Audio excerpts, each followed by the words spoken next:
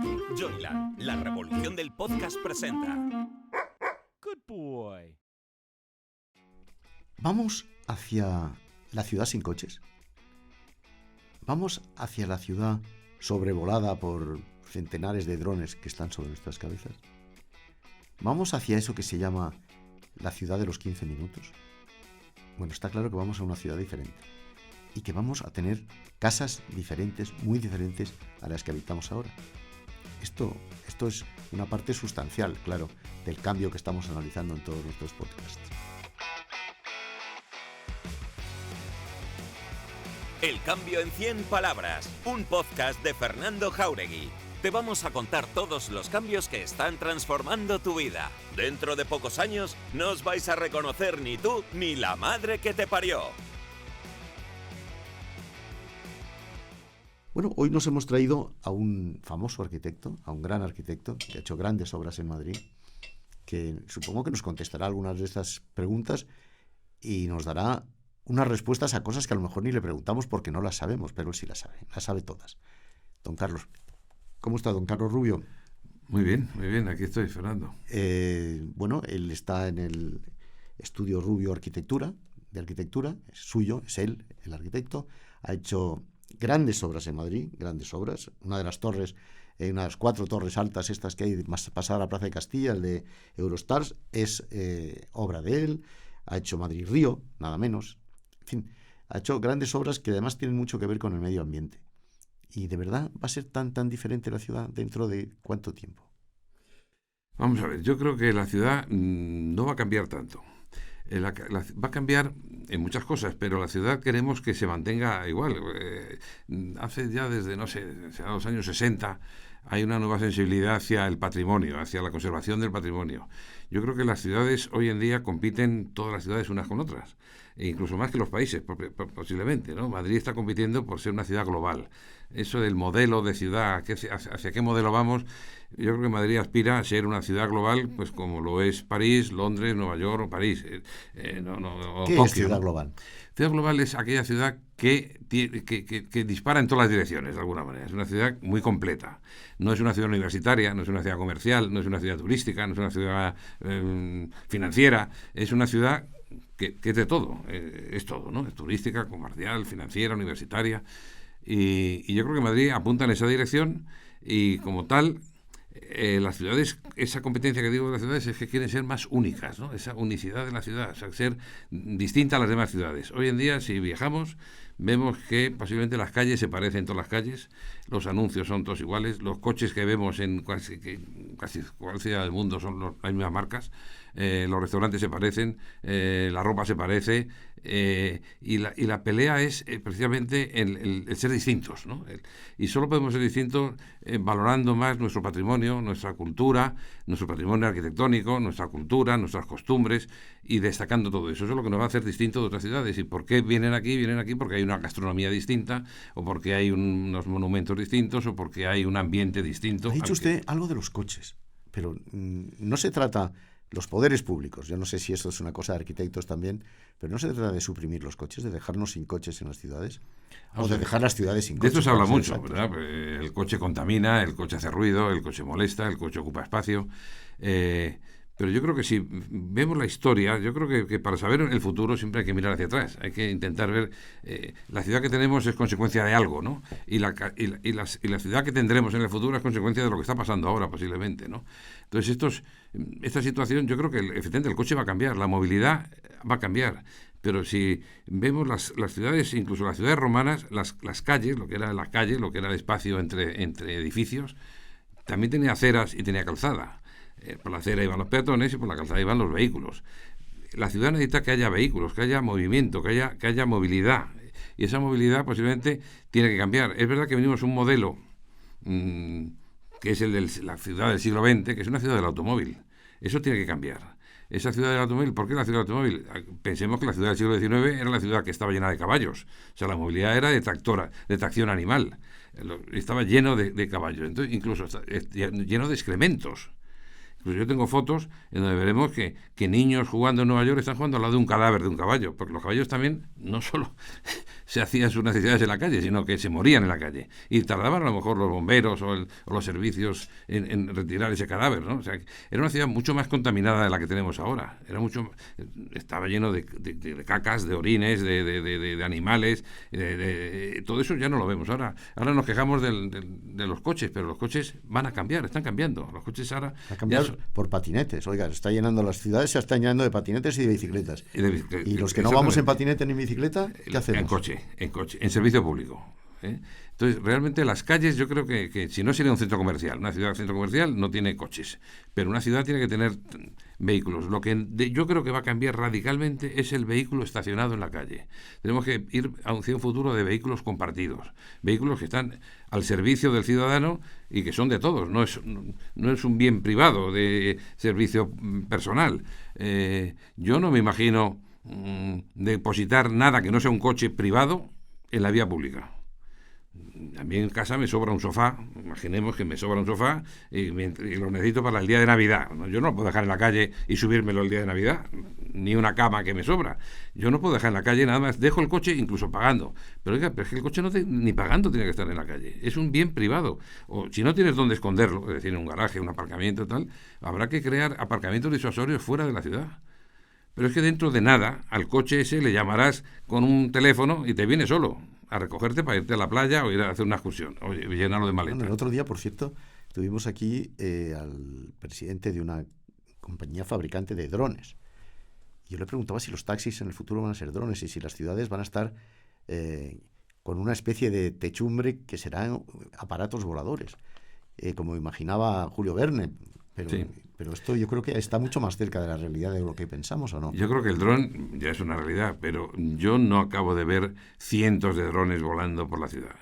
Creo que el dron servirá para cosas, para hacer emergencias, para traer alguna cosa urgente, para controlar muchas otras cosas que se controlan, incluso hacer fotografías de las manifestaciones, por ejemplo, pero no creo que el tráfico de los drones sería mucho más complicado que no sé, que dirigir el tráfico rodado sobre el suelo, O sea que yo creo que el dron sí será una cosa que existirán y va a funcionar, pero no creo que tengamos drones privados para movernos nosotros. ¿Y mi casa cómo va a ser? La casa de las personas que nos están escuchando y viendo en estos momentos. Esto van a ser más pequeñas porque cada día hay menos familias. No van a tener calefacción porque se va más las calefacciones, la energía va a ser alternativa. ¿Cómo va a ser eso? Bueno, frío no tendremos que pasar. ¿Pisos muy altos? No, yo creo tampoco creo que haya grandes cambios. Si miramos hacia atrás, volvemos a mirar para atrás, ¿cómo eran las casas del siglo XIX? No miremos mucho más atrás, miremos las del XIX. Las del XIX tenían una estructura que dependía de las instalaciones que tenía la casa. Entonces, incluso las habitaciones no se llamaban habitaciones, se llamaban cuartos. ¿Por qué los llamaban cuartos? Porque eran trozos de una casa. No tenían la jerarquía de zona de dormir, zona de noche, o zona de día, o zona de servicio. No había agua dentro de la casa en el siglo XIX, a principios del siglo XIX. No había retretes, no había cuartos de baño. Pues realmente todo eso había que buscarlo fuera, ¿no? En el XVIII, si quieres, ¿no? O sea que yo creo que la casa se va a parecer, va a tener una distribución parecida. Vamos a tener más cuartos de baño. El cuarto de baño va a ser casi una cosa unipersonal. Serán muy pequeños y tendrán espacios que serán espacios compartidos. Yo pienso que la terraza, por ejemplo, con el COVID, en Madrid no se podía hacer terrazas porque las terrazas consumían edificabilidad y los promotores no querían gastar edificabilidad en terrazas y preferían gastar esa edificabilidad en dar un salón más grande o dar más dormitorios. Ya ha cambiado la normativa de Madrid y ahora se pueden dar terrazas sin consumir edificabilidad. En Madrid es verdad que todavía la terraza consume, para que no consuma edificabilidad tiene que no tener otra terraza encima, la tiene que tener al lado, la tiene que tener 2 pisos más encima. Pero en otras ciudades como Zaragoza ya se pueden hacer terrazas una encima de otra y no con edificabilidad. Eso es un añadido, un regalo. Al promotor le cuesta un dinero construirla, pero no le resta otros metros cuadrados a la vivienda, ¿no? Y realmente yo creo que esa terraza entendida más como un colchón, más que una terraza al uso que lo hemos visto hasta ahora, yo la entiendo más como un invernadero, colchón entre el exterior y el interior. Algo que se puede estar abierto, que puede estar cerrado, que tiene una temperatura distinta, que se puede incorporar al salón o se puede incorporar al exterior, a la calle. Sí, pero veo que no prevé usted así unos cambios muy brutales en nuestra manera de vivir diaria, ¿no? No, mira, si vemos... Y es que con la domótica pensaba que las casas iban a ser una cosa diferente. Bueno, todos pensamos que el futuro iba a ser muy distinto, pero miremos para atrás otra vez. Yo recuerdo una película que recordaba perfectamente... Oiga, si miramos para atrás nunca veremos el futuro. No, pero sí, miremos un poquito para atrás. ¿Te acuerdas de una película de 2001, Odisea en el espacio? De Kubrick. El 2001, ¿dónde está? Ya ha pasado 20 y tantos años del 2001. Y era un mundo... Alguien imaginó un mundo que todos íbamos a ir vestidos de blanco, con un cuello mao, con unos trajes uniformados, metidos en unas naves espaciales, y seguimos llevando una chaqueta muy parecida a la que llevamos en el siglo XIX, o a principios del siglo XX, y seguimos... Ni Kubrick fue capaz de imaginar la inteligencia artificial. Ni Kubrick con Blade Runner encontró una ciudad, que era San Francisco, Los Ángeles, con lluvia ácida, con drones y con vuelos tal. Estaba pensando en una ciudad de 2007, 2013, no me acuerdo qué ciudad era la que estaba pensando. También lo hemos sobrepasado ya y esto no ha llegado. O sea que realmente tenemos un arquitecto nosotros de referencia, esto para los arquitectos, que es Frank Lloyd Wright. Frank Lloyd Wright es un arquitecto del siglo XIX que muere a mitad del siglo XX, que trabaja hasta los 90 y tantos años y... Ese decía que el arquitecto tiene que ser un poco profeta, o tiene que ser un profeta. Si no es capaz de ver 10 años adelante, no le llamemos arquitecto, no es un arquitecto, ¿no?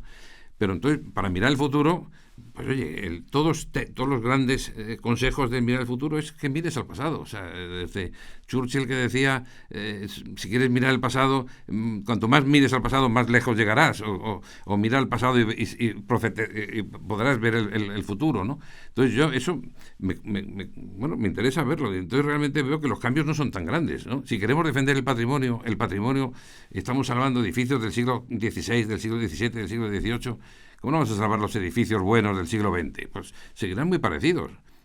Yo creo que los cambios no son tan radicales. Ahora dejamos de llevar corbata, pero las chaquetas siguen teniendo solapas. Bueno, las casas ahora cada día tienen más cristal, por ejemplo.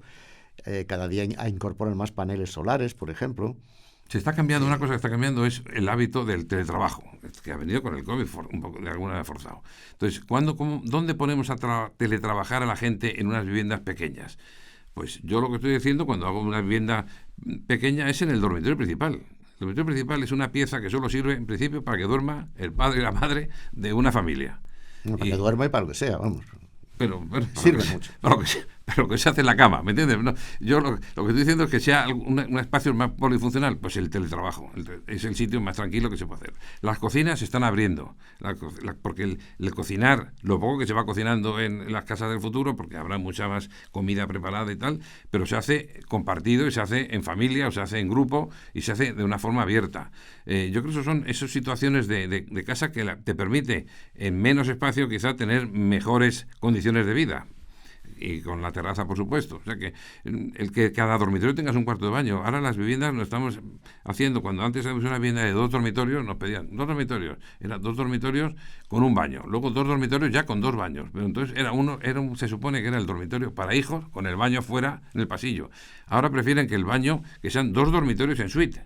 Porque 2 dormitorios en suite lo pueden compartir 2 parejas de jóvenes que vienen de donde y van a estar una temporada en Madrid, la alquilan y pueden compartir una casa. Las casas son caras y se pueden compartir.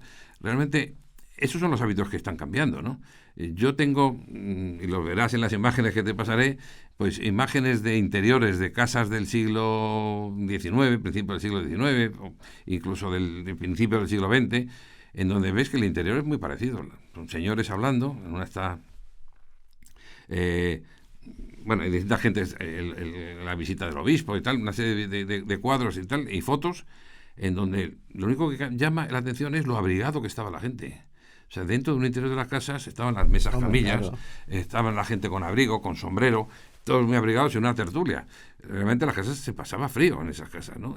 Y realmente hoy en día, pues no se pasa frío en las casas. Concepto de desarrollo urbano consistente en pequeños teles adosados o no tan pequeños teles adosados con su poco de jardín, ese concepto que era tan británico antes, ¿esto ya va a dejar de existir? Yo creo que sí, que en gran medida va a dejar de existir. O sea, yo creo que las grandes ciudades están obligadas a crecer casi sobre sí mismas. O sea, ir seleccionando qué cosas se van desapareciendo y sobre qué solares se vuelven a edificar con más densidad, con más altura, las ciudades.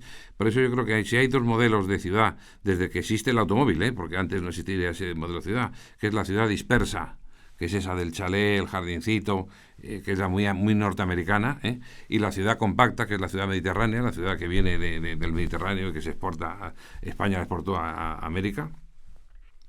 Entre esos dos modelos de ciudad, una contamina todo el suelo, agosta el suelo, lo impermeabiliza el suelo y realmente no puede producir servicios colectivos porque no hay densidad que den servicio, que den sentido a esos servicios, ni universitarios, ni transporte público, ni demás. Entonces yo creo, lo que estoy viendo, a mí me gusta comparar el modelo de Manhattan. Manhattan es una ciudad que nunca ha crecido en extensión, porque era una isla, y sigue siendo una isla. Habrá crecido un poquito, pero muy poco, ¿no? Y sin embargo, desde que se funda Manhattan en 1810 decide hacer su Central Park, un trozo de naturaleza metido en la ciudad, no ha parado de crecer. Ese Manhattan se traza, las calles de Manhattan las trazan en 1810 para tener casas de 2 y 3 plantas. Esas mismas calles, están soportando ahora rascacielos descomunales. Y sigue siendo una ciudad deseable y una de las capitales del mundo, ¿no? Donde la gente, incluso los norteamericanos, quieren jubilarse en Manhattan, ¿no? Porque tiene todos los servicios posibles, tienes todo, desde todo el ocio del mundo y toda la atención sanitaria del mundo, ¿no? Y toda la cultura del mundo. O sea que realmente lo que estamos viendo es que lo que es muy importante cuando pensamos en cómo son las nuevas ciudades, si es que hay nuevas ciudades y no son crecimiento de las anteriores, es que los trazados son muy definitivos. O sea, ¿cuántas ciudades de origen romano sabemos que existen y las podemos tratar y no queda ningún edificio romano y sin embargo se reconoce el Cardo y el Decúmano? Eso pasa hasta en Barcelona. El Cardo y el Decúmano se reconocen y sin embargo no quedan edificios romanos o alguna ruina romana, ¿no? Realmente yo creo que por eso cuando trazas una calle, llevas muchos servicios ya en la calle implícitos, tienes que pensártelo mucho porque eso va a durar. Los edificios duran menos, pero duran menos, Y realmente yo creo que ahí está el asunto, en que las ciudades van a crecer sobre sí mismas. Pero no prevé usted grandes cambios. No prevé usted Bueno, grandes sí, cambios, sí, ni sí. siquiera en la automatización de la vivienda. La automatización quiere decir que yo hago así y... Sí, de eso ya lo estamos viendo. Vamos a ver, no eso tanto. cuando digo yo, todo el mundo que imaginó el futuro, imaginó un futuro de naves espaciales, de cohetes, de no sé qué. Nadie pensó que íbamos a tener un ordenador tan potente como un teléfono en el bolsillo, que tiene toda la información del mundo, te conecta con el mundo entero, estamos todos conectados a través de un teléfono. Podemos trabajar de la misma manera, casi con ese teléfono, en cualquier sitio. Eso no lo previó ni Blade Runner, ni el 2001 en el espacio, ni Julio Verne, ni nadie que pensó en el futuro. Ni y sin siquiera embargo, Asimov. lo tenemos, Ni Ni siquiera siquiera Asimov. Nadie lo pensó. Entonces, y realmente eso es lo que nos está dando este nuevo futuro, en el que nos permite vivir como queremos, tan antiguos como queramos ser, pero tenemos una conectividad distinta, ¿no? Y eso cuando lo llevemos al coche, yo creo que los coches lo que van a hacer efectivamente es, el coche urbano, ese coche que estará en la calle aparcado 5 minutos porque enseguida llegará alguien y lo volverá a ocupar y otro lo ocupará, realmente yo comenté con fabricantes de coches, no, es que si ese es el futuro, esos coches van a durar un año. Al año siguiente hay un coche mucho más atractivo, mucho más nuevo, y ese coche ha hecho 200.000 kilómetros en un año. Lo cual habrá una renovación, van a vender más coches, porque luego a lo mejor tenemos un coche particular para hacer excursiones, para irnos porque la carretera seguirá habiendo, y podemos ir a la playa, podemos ir en nuestro coche, pero nuestro coche no estará en la ciudad, puede estar en cualquier sitio. Y seguirá habiendo campo. ¿Perdona? Seguirá habiendo campo, lo que se llama el campo. Sí. El puñetero campo. El puñetero campo, porque la verdad hay una frase que... No estamos construyendo demasiado, no estamos urbanizándolo todo demasiado. Por lo menos en algunas partes del mundo y en algunas partes eso de es España. Madrid, por ejemplo. Sí, pero si tú, que lo habrás hecho, vuelas y miras en un avión y vas mirando, el planeta está vacío. O sea, realmente hay un libro de Edward Glaeser que habla del futuro de las ciudades, en donde dice, bueno, estamos hablando que es verdad que ya más de media humanidad ya vive en ciudades. ¿Por qué viven en ciudades? Porque en el fondo, efectivamente, como has dicho, añoramos el campo, pero preferimos la ciudad. Porque necesitamos la ciudad. Glaeser decía que la ciudad es el mejor invento que ha hecho la humanidad, que es el gran proyecto compartido, el proyecto porque nos necesitamos estar en la ciudad. Lo que ocurre es que ocurre el intercambio de todo, es el lugar de las oportunidades. En la sociedad antigua, rural, no prosperabas. ¿Cómo se llama esa cosa que dicen los arquitectos? ¿La ciudad de los 15 minutos? ¿Donde todo está a 15 minutos? Yo no me lo creo tampoco. No me gusta. No me gusta porque no Son creo que ustedes sea... los arquitectos los que... Sí, los no, arquitectos bueno, más es una avanzados idea. son los que han Yo creo que inventado. empieza por Anne Hidalgo, la alcaldesa de París, el que empieza a hablar de la ciudad a los 15 minutos. En el fondo lo que está que decir es una ciudad de proximidad, una ciudad densa, compacta, que tú tienes 5 minutos, a los 15 minutos no necesitas coger un vehículo ni siquiera público porque lo puedes hacer caminando. Yo más bien pienso, pensando en Madrid, en la ciudad-región. Es decir, una ciudad que tiene muchos centros, muchos polos de atracción en donde están conectados a través de la naturaleza, de espacios vacíos, espacios todavía naturales, ¿no? Yo sí creo eso. Fíjate, Manhattan ahora están creciendo, los rascacielos de Manhattan casi eran todos de oficinas. Ahora empiezan a haber rascacielos de viviendas. Y los rascacielos de viviendas son mucho más estrechos, porque necesitan mover menos tráfico de gente, con lo cual tienen menos ascensores y son mucho más esbeltos. La City de Londres, en 10 años, 15 años, 20 años, se ha multiplicado de rascacielos. Está creciendo sobre sí misma. El mismo suelo soporta más gente. Si más gente va a vivir en la misma ciudad, necesitamos más espacio público. Y necesitamos más espacio público es porque tenemos que quitar a todos los coches y liberar todas las aceras de coches. Y tener jardines de proximidad, parquecitos de proximidad, una circulación más no sé, como más continua. Pero el espacio público tiene una cualidad que yo creo que en España es una maravilla, y así lo reconocen en el mundo entero, que es un espacio público seguro. ¿Y por qué seguro? Porque es continuo, porque todo el espacio está una continuación del otro. No hay grandes cambios radicales o vacíos o descampados. La ciudad de Madrid se ha ido compactando, las ciudades españolas se han ido compactando, y yo creo que eso es muy bueno, comparado con otras ciudades como en Inglaterra, que se ha ido extendiendo por el terreno. Pero si tú sobrevuelas Inglaterra, sí está todo construido, de una planta o 2 plantas, menos Escocia, ¿no? Pero yo creo que sobrevuelas el resto del mundo. Edward Glesser lo que venía a decirnos es que todos los 8.000 millones de tíos que vivimos en el planeta podíamos vivir todos en pisos de 8 plantas y en un pisazo de 300 metros en Texas. O sea, un espacio como España. Podrías contentar toda la población, con lo cual dices, bueno, estamos hablando de que el planeta está sobrepoblado y tiene mucho sitio para seguir poblando. O sea que es verdad que hay recursos que se agotan. Y los arquitectos para seguir construyendo. Y los arquitectos, muchos solares. Bueno, bien, no veo que vayamos a cambiar tanto. Yo creí que me iba usted a diseñar un espacio de futuro más arriesgado. No, es que, bueno, no es así. Yo ahora mismo estoy trabajando ampliando el Museo del Prado en un edificio que es del siglo XVI, que era la parte más importante de lo que fue el Palacio del Buen Retiro, que construyó Felipe IV y el conde duque Olivares. Bueno, pues es del siglo XVI. Con esa visión tan optimista de que el futuro es mucho mejor que el pasado, lo hubiéramos tirado. Pero yo creo que después de la Segunda Guerra Mundial, ese optimismo que tenía la arquitectura moderna de alguna vez de cambiar la sociedad, de crear un nuevo mundo, se vino abajo. Toda la Bauhaus ha desaparecido. Eso ya, bueno, la idea de la Bauhaus ha desaparecido. Sí, efectivamente. Todo eso ha desaparecido. ¿Por qué ha desaparecido? Porque veíamos que perdíamos nuestra identidad. O sea que si tiramos todo el pasado y lo convertimos todo en arquitectura rabiosamente moderna, por decirlo así, perdemos la identidad. Y las ciudades tienen que tener esa identidad porque pues si no tienen reclamo, ¿por qué voy a ir a esta ciudad y no a otra? Si son todas iguales. En el fondo son todas iguales. Los aeropuertos. Todos los aeropuertos son muy parecidos. Y uno recuerda de los aeropuertos, bueno, pues ir arrastrando una maleta por unos espacios largos, pasillos, subiendo, bajando, recoger la maleta en la cinta.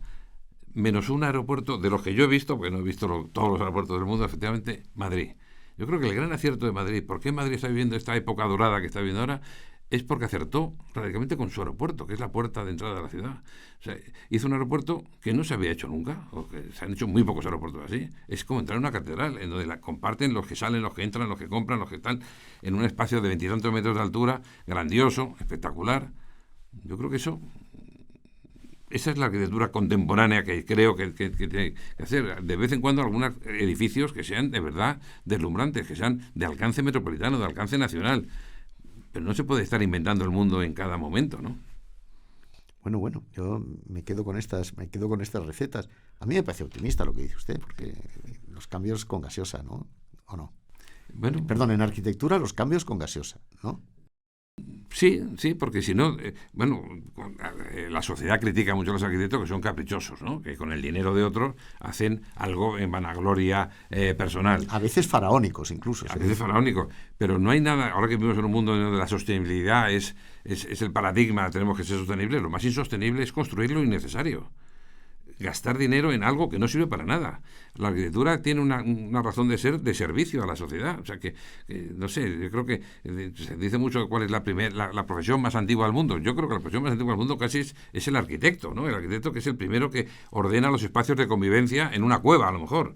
Cuando a esa necesidad imperiosa se le añade la emoción del diseño y de aportar algo más, es cuando surge la arquitectura, ¿no? Cuando de verdad una necesidad de alguien surge algo que se añade, esa emoción que convierte la cosa en otra categoría, que es la arquitectura, ¿no? Yo sí creo en una arquitectura, claro que creo en una arquitectura contemporánea y nueva y radicalmente nueva. Lo que no creo es que cuando desaparezca esta casa haya que hacer aquí una cosa lo nunca visto. Creo que no, que lo nunca visto no se debe hacer. O sea que... ¿Nuestros políticos entienden lo que es un urbanismo humano? ¿O entienden solamente un urbanismo desarrollista a lo grande? Cuanto más grande, mejor. Bueno, yo creo que ha habido momentos en que se ha pensado así. Yo creo que ahora hay más cabeza, más sensatez. Entonces, fíjate, yo creo que la ciudad del futuro va a ser más verde que la ciudad del pasado, va a ser más sostenible que la ciudad del pasado, va a tener un espacio público mejor y mejor diseñado que el pasado. Pero aquí en Madrid tenemos ejemplos en los que de alguna manera yo estoy involucrado. O sea que yo creo que si va a hacer una ciudad más verde y tal, la Operación Madrid-Río fue un éxito, a mi modo de ver, total.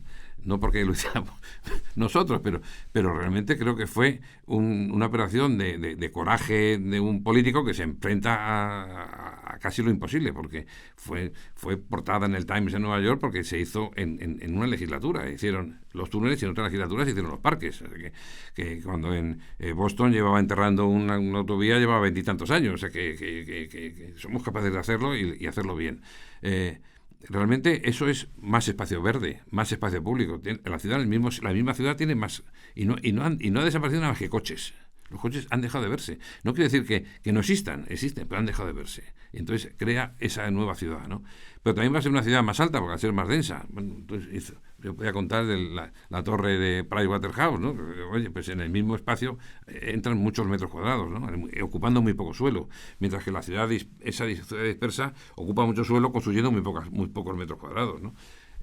O ahora con el Salón de Reinos del Museo del Prado, pues es esa valoración del pasado, del patrimonio, de la historia, porque ahí el Museo del Prado no solo va a ser un espacio expositivo para meter más cuadros, es que va a contar la historia de la colección del Museo del Prado, porque ese rey es el que compra prácticamente el 80% de los cuadros que tenemos en el Museo del Prado, ¿no? O sea que realmente yo creo que y eso genera una mayor identidad, ¿no? Ese valor de decir, oye, es que lo que tenemos es importante, y es importante en el mundo. O sea que, no sé, me parece que el valorar y hacer las cosas bien y no necesariamente esas exageraciones absurdas que durante una época que parece que había más dinero, pues hicieron edificios y aeropuertos que no se necesitaban. Si no había aviones. Y estaciones de AVE. Y estaciones de AVE, descomunales, cuando podías hacer un pequeño apeadero para lo que iba a ser, ¿no? Racionalicemos la ciudad. Y racionalicemos nuestras viviendas también. Eso es todo. La lógica y la razón tiene que imperar en muchas cosas, claro que sí. Pero la emoción también. ¿La emoción qué es en arquitectura? La emoción es intentar cuando un arquitecto recibe un encargo, no solo tiene que entender bien la necesidad de ese encargo. Yo creo que la necesidad es fundamental. O sea, que realmente creo que es un arte con razón de necesidad. O sea, que si no se necesita, no se debe hacer.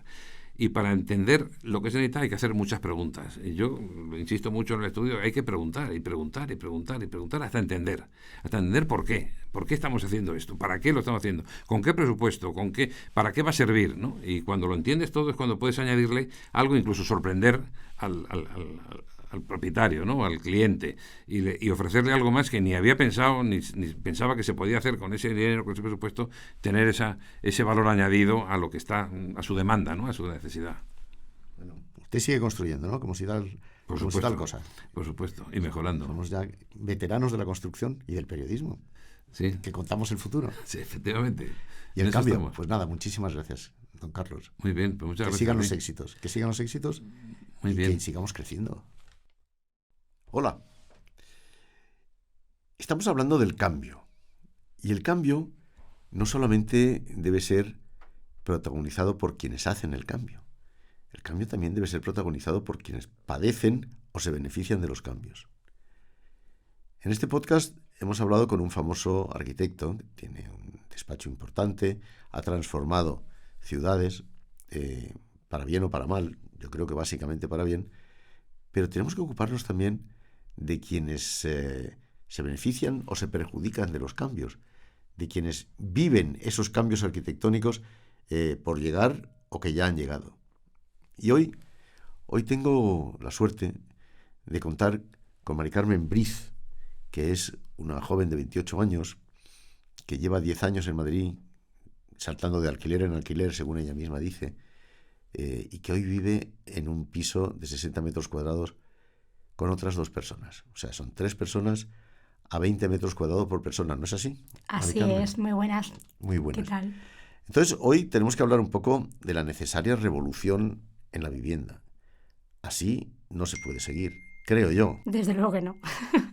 Desde luego que no. La verdad es que sí que hacen falta ciertas medidas, no sé de qué parte, pero lo estamos sufriendo al final los ciudadanos y esto no tiene que explotar de alguna manera. Porque me he encontrado miles de personas, hemos estado haciendo un casting, buscando a alguien como tú, Mari Carmen, y me he encontrado miles de personas que viven, pues eso, en unos números escasísimo de metros cuadrados, Total. muchos de ellos sin ni siquiera un balcón a la calle. Yo tampoco lo tengo, ¿eh? Tampoco lo tienes, pues. No. Porque claro, alquilar un piso está muy caro y, en fin, y la vivienda sigue siendo un problema para los jóvenes. Sigue siendo un problema para los jóvenes, ¿no? Sí, no, totalmente. De hecho, te pones a mirar pisos para intentar cambiar la situación, porque como decías, vivo en un piso de 60 metros cuadrados, 3 personas, y está complicadísimo. O sea, llevo un año intentando mirar pisos y la cosa no mejora. Entonces, al final te planteas, bueno, vivo aquí aunque no sea mi sueño, ¿no? El piso de mi sueño, pues bueno, voy tirando y la verdad es que mal viviendo. O sea, mal viviendo. Porque no es lo mismo vivir en una capital como Madrid que en una ciudad distinta de provincias, ¿no? No, desde luego que no. Yo, por ejemplo, que vengo de Extremadura, a ver, también vengo de un pueblo, pero sí que es verdad que hay ciudades allí en las que se puede vivir mejor a un precio más razonable y pisos bastante más amplios y con otra categoría, ¿no? Al final, Madrid también pues tiene esa desventaja. Entonces, ¿qué hacemos? Tendremos que empezar a exigir que la transformación de las ciudades, la transformación de las viviendas, sea otra cosa distinta a lo que están planteando, ¿no? Porque es que yo lo que veo es que nuestros poderes públicos hablan de soluciones habitacionales.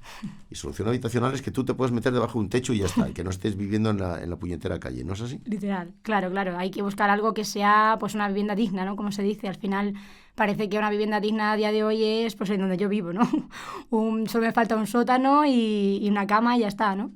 Al final, pues bueno, pues intentar buscar algo más allá y que te dé una cierta calidad de vida, ¿no? ¿Y esto cómo se hace? Eso digo yo. La verdad es que no sé... ¿Hay colectivos exigiendo una calidad de vida distinta? Yo creo que, yo no he encontrado nada, ¿eh? O sea, tampoco me he puesto a investigar, la verdad es que es algo que estaría bien investigar en ello, pero sí que creo que a lo mejor falta un poco de justo de eso, de actitud ciudadana, ¿no? De intentar cambiarlo de alguna manera. Yo no he encontrado nada así. A ver, tal y como yo lo concibo, estamos hablando del cambio, llevamos muchos podcasts hablando del cambio y vamos a seguir hablando del cambio durante todo este año, por lo menos durante muchos meses, el cambio en todos los órdenes de nuestra vida. Pero claro, hay gente a la que no le cambia la vida, o le cambia a peor.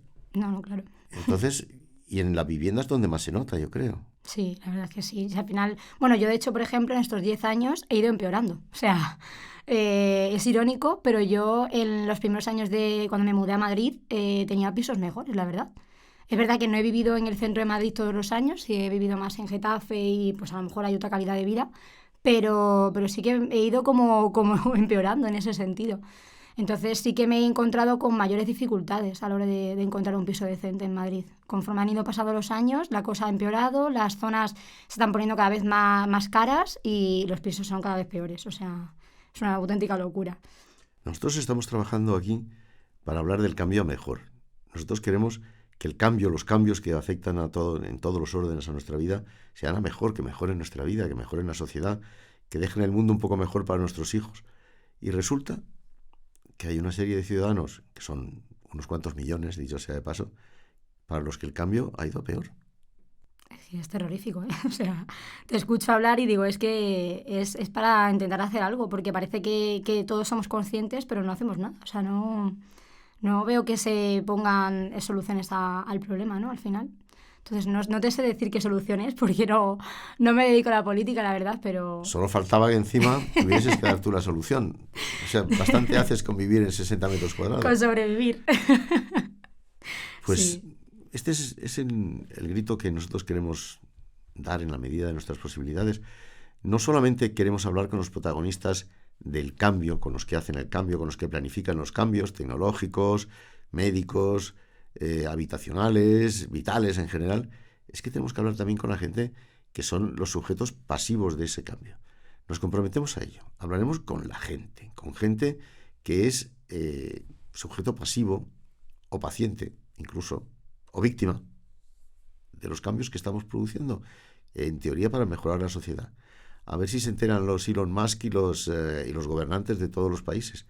Hay gente como Carmen Brig, gente maravillosa, ya lo han visto ustedes, gente maravillosa, eso es verdad, que necesita que el cambio les favorezca a ellos también, y a usted y a mí, y no solamente a ellos. Y cuando digo ellos, para los que no me ven, estoy refiriéndome el dedo arriba a los de arriba. Muchas gracias. Muchas gracias, Mari Carmen. Muchas gracias de verdad por la oportunidad. El cambio en 100 palabras es una producción de Joyland. Dirección y guión, Fernando Jáuregui. Producción ejecutiva, Carmen Fernández de Blas y Hernán Zin. Dirección de producción, Ainhoa Martín. Locutado por Fernando Simón. Diseño de sonido, Alejandro Martín. Diseño gráfico, Juanjo Contreras. Edición de vídeo, María Ángeles Mercader. Dirección comercial, Alberto Rojas. Producción, Wowland, Fernando Pastini. Una idea original de Hernán Zin. Joyland, la revolución del podcast. Una empresa del grupo Wowland.